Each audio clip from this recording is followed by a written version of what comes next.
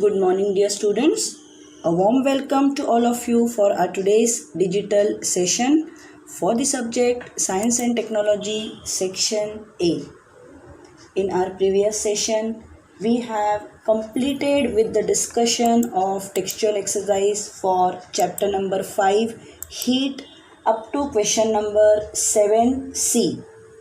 So today we will continue with the discussion of textual exercise. Also I will be discussing the additional questions for that chapter, and then we will start with a new chapter, lenses. Numerical examples of both these chapters, heat and lenses, will be taken together when 7th chapter, that is lenses chapter, get over. So one video I will take up the numericals for both these chapters. Activities will be discussed in the school. Activities for both these chapters will be discussed in the school. So now I request all of you to be present with a textbook in your hands as we are going to proceed further with the discussion of textual exercise. Question number 7C was over. So our next question for today is question number 7D, page number 72. Question number 7D, page number 72. On what basis and how will you determine whether air is saturated with vapor or not?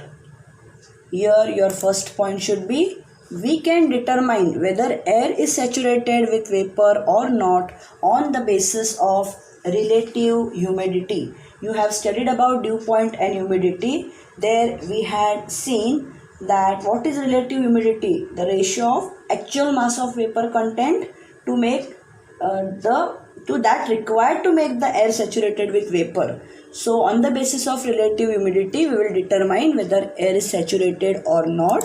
So immediately your next point is the definition of relative humidity, which is on page number 66. You can see towards the end of that page you have the formula. Above that you will get this definition. The ratio of the actual mass of vapor content in the air for a given volume and temperature to that required to make the air saturated with vapor at that temperature is called relative humidity. If you want, you can add this point also. See on page number 67. If the relative humidity is more than 60%, the air is humid. If it is less than 60%, the air is dry. That also, if you want, you can mention over there. Our next is a very important question, question number 8, which is loved by the board. Such type of paragraph questions or the questions based on diagrams are asked in the board exam. So first we will read the paragraph. If heat is exchanged between a hot and cold object, the temperature of the cold object goes on increasing. Means the hot object is transferring the heat energy to cold object, hence its temperature is going on increasing. Due to the gain of energy, and the temperature of the hot object goes on decreasing due to loss of energy. The change in temperature continues till the temperatures of both the objects attain the same value. In this process, the cold object gains heat energy, hot object loses heat energy. If the system of both the objects is isolated from the environment by keeping it inside a heat resistant box, then no energy can flow from inside the box or come into the box. So this is our paragraph. On page number 72, you have the paragraph ahead of you. So let us see what questions are asked based on this paragraph. The first question asks, heat is transferred from where to where? In the very first line I have told you, heat is transferred from hot object to cold object. So that is your answer. Heat is transferred from a hot object to a cold object. Next. Which principle do we learn from this process? Now here application based question, whatever topics you have studied in this chapter, from there you have to link and get the answers. So you know principle of heat exchange, because there is an exchange of heat found between the hot object and the cold object. So principle of heat exchange is learned from this process. Third one, how will you state the principle briefly? you can refer page number 69 of your textbook. The bold black font under the topic of heat exchange, you will get the principle in bold black font. Heat energy lost by the hot object is equal to heat energy gained by the cold object. This is called as the principle of heat exchange. You know that the hot object is transferring, is giving the heat to the cold object. Means whatever heat energy will be lost by the hot object, that much will be gained by the cold object. And this is the theme. This is the principle of heat exchange. Last, very simple, which property of the substance is measured using this principle? You have studied in the chapter about the measurement of specific heat. So, specific heat capacity of a substance can be measured by using this principle. So, such paragraph-based comprehensive questions can be asked in the board examples, and a very good example is ahead of you. So, each and every chapter, wherever you find that such paragraphs are there. For example, in this chapter, you have the paragraph about anomalous behavior of water. Then, based on that paragraph, they can ask some application-based questions. Where does this anomalous behavior of water play an important role in our day-to-day life? Then you can mention about the survival of aquatic animals in the cold regions, or such type of examples you can link in our day-to-day life. So, be prepared with such type of questions. Now the additional questions, because after question number 8 we have numericals, and I have told you numericals I will take it together along with the 7th chapter. So additional questions, keep your textbooks intact. The first and the second additional question is nothing but the definitions. Most of the topics they have covered in the textual exercise. So first additional question, define. All of you keep your page number 63 ready. First definition, latent heat of fusion. First definition, latent heat of fusion, you can get on page number 63, second paragraph, fourth last line. The heat energy absorbed at constant temperature during transformation of solid into liquid is called the latent heat of fusion.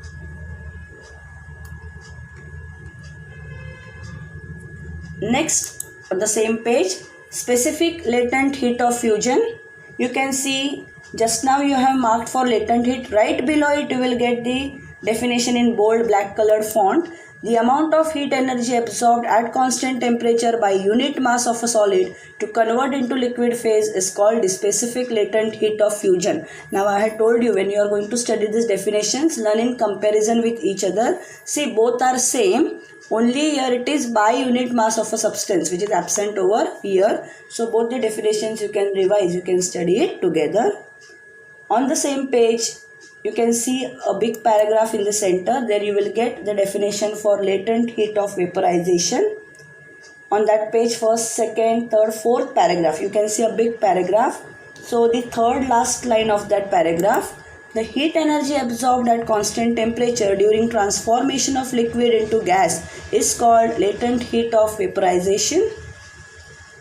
And the last definition lies right below whatever you have marked just now in black font, dark bold black font. The amount of heat energy absorbed at a constant temperature by unit mass of a liquid to convert into gaseous phase is called the specific latent heat of vaporization. Now again, both of this you can study in comparison. Again here both the definitions are same. In specific heat they have mentioned by unit mass of a liquid. I hope all these 4 definitions you have marked. So very important from the board examination point of view. They can ask as MCQs or direct a definition. Page number 64. Our next question is also additional questions. Question number 2, define. Refer page number 64. You will get the first definition, regelation.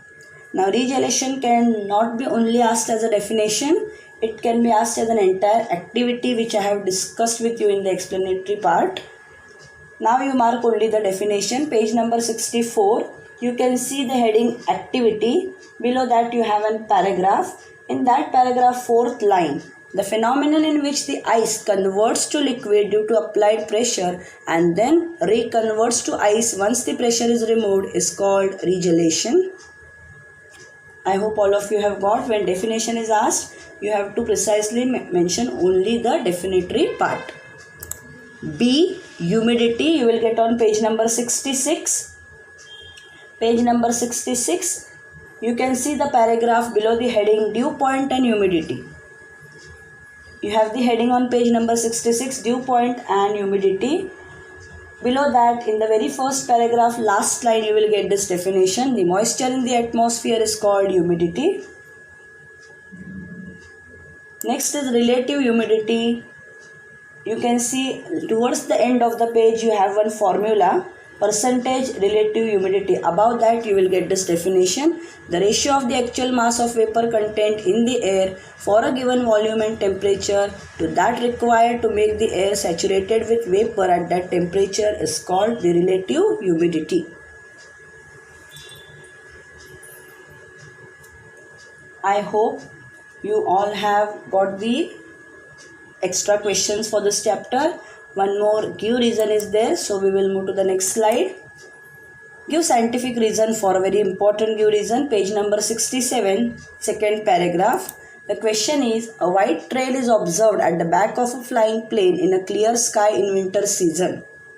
A white trail is observed. This I had put the photographs also when the explanation was done. You know, in the winter season when the aeroplane flies, below that you can see the white trail.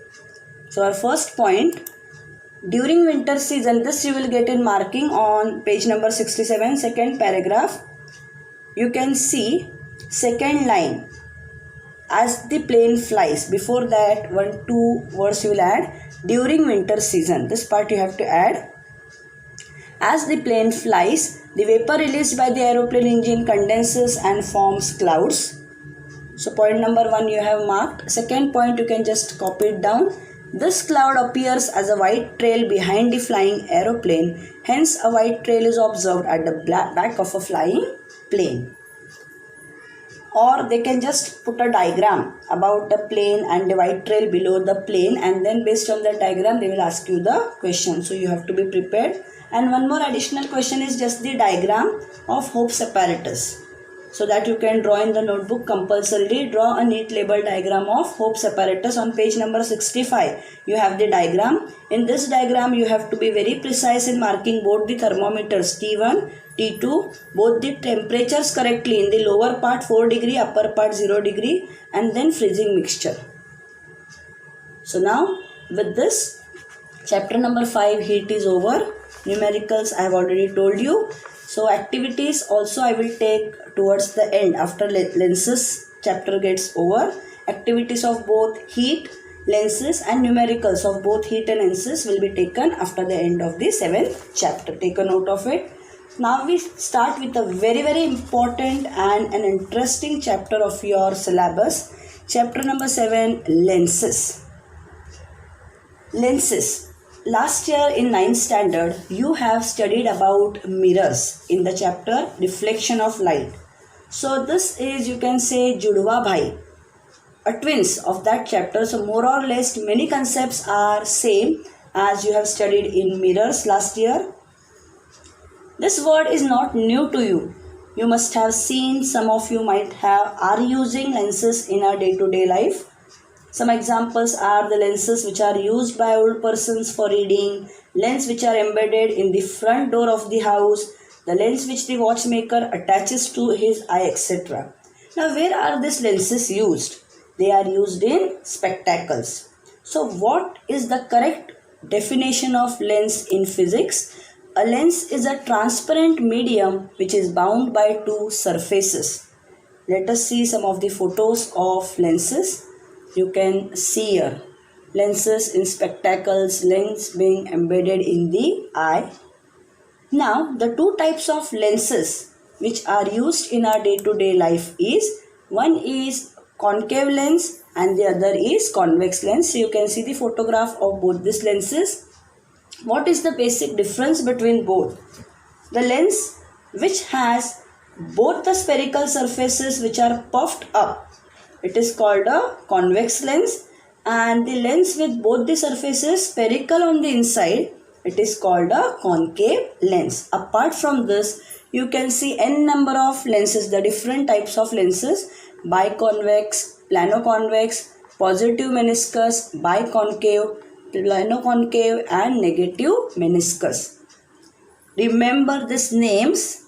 Nothing should be excluded. It is not removed from the syllabus. So this diagrams they can give in the exam and they will ask you to give the names of the lenses. It can also come for 3 marks. Don't underestimate and feel ये क्या पूछने वाले हैं and you move to the important topics of the chapter. Don't do that in science especially.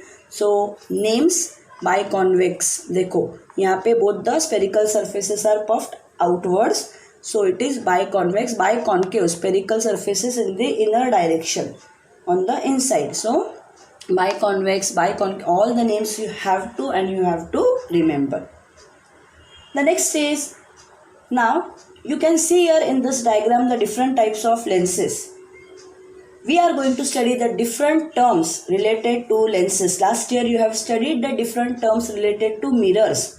Pole of the mirror, principal axis, center of curvature. So here also same terms you are going to study. The first is center of curvature or capital C. This term is not new for you.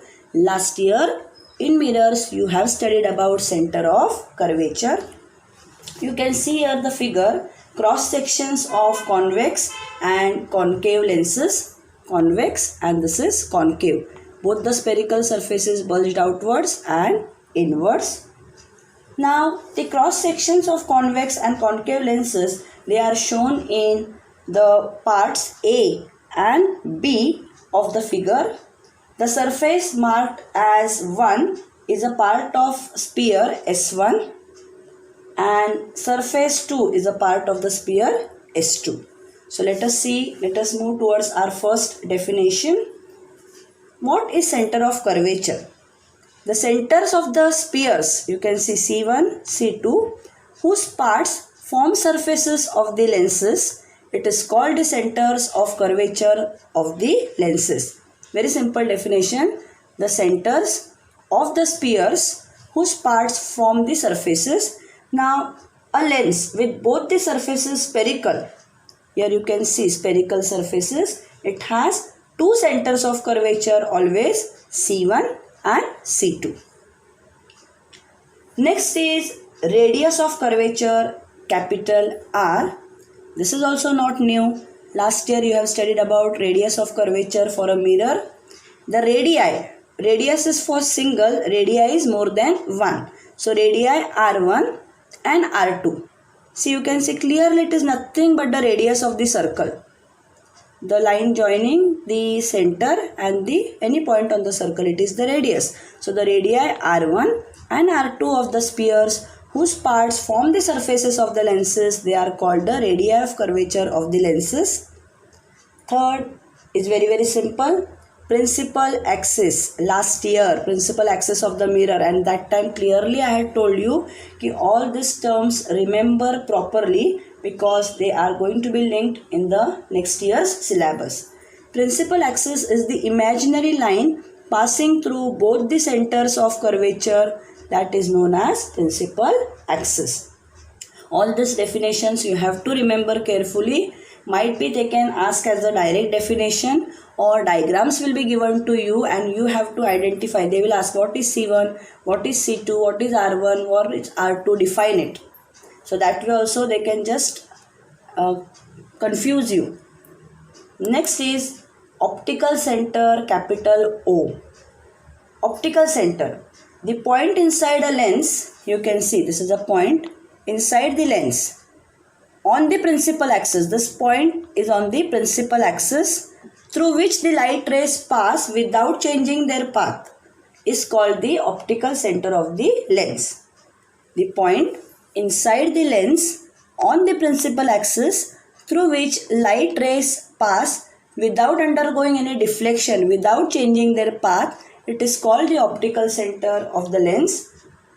You can see in this figure rays P1, Q1, P2, Q2 passing through O, that is the optical center, are going along a straight line without changing their path. So O is the optical center. Our next definition is principal focus.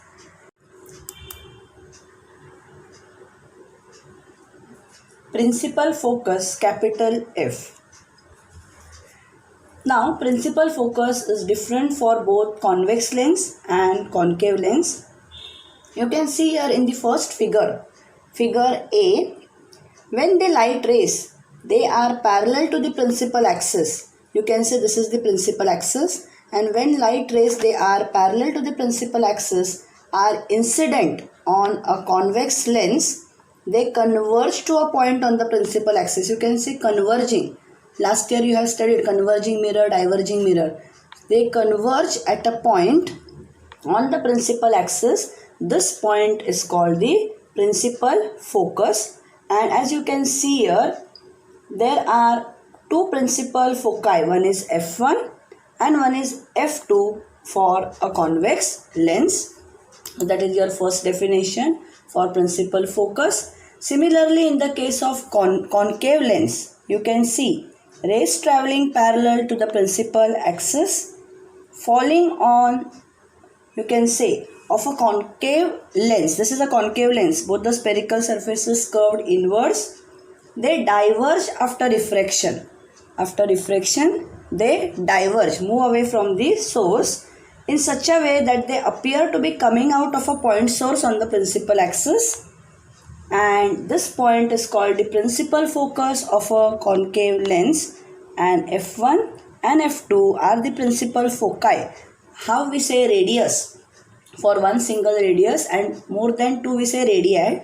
So here for one we say principal focus, more than one we call it as foci. So for the convex lens, this you can see F1 and F2 principal foci, and concave lens F1 and F2. These are the two principal foci of the concave lens. Now here you can see the light rays parallel to the principal axis. After falling on a convex lens, they come together. They are concentrated at a single point, and hence convex lens is called a converging lens, whereas here the light rays diverge, and hence concave lens is called as a divergent lens. It can be asked as a give reason, so you have to remember. And very last definition is focal length. The distance between the optical center and the principal focus of the lens is called its focal length. You can see the focal length, distance between the focus and the optical center. Here also you can see the focal length. Principal focus, capital F, focal length, small f. Take a note of it, it is very important.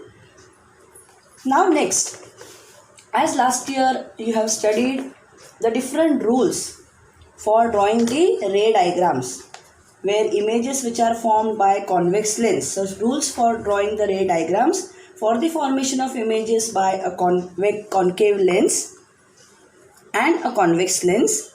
Last year you had studied the rules for drawing the ray diagrams in this case of spherical mirrors. So same type of rules here you are going to see. The first we are going to study the rules for images formed by convex lens.